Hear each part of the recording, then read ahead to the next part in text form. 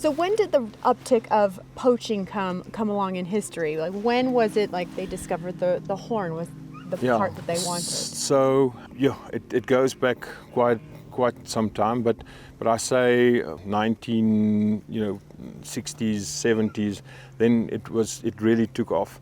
And obviously first, countries like Tanzania, Kenya, Zambia, then later on Zimbabwe, and it was only in after 2010 when it really took off in South Africa.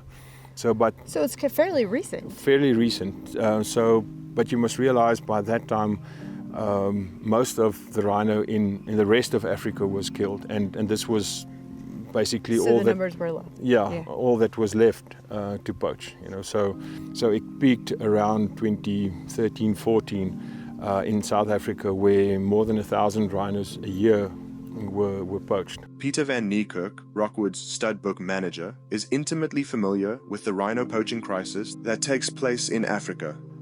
The rhino problem started in 2007 when there was 33 rhinos poached. I was a policeman for 20 years and then in nature conservation for 9 years. And in 2007 I left the police for nature conservation. And when I started at nature conservation, the issue of the poaching also started. The Northern Cape was a safe haven for rhinos. We transported hundreds of rhinos from Kruger and from all over South Africa, but especially Kruger, to the Northern Cape. We started actually a good thing for the Northern Cape, and the Northern Cape didn't have poaching until 2013. The poaching in the country was already more than 1,000.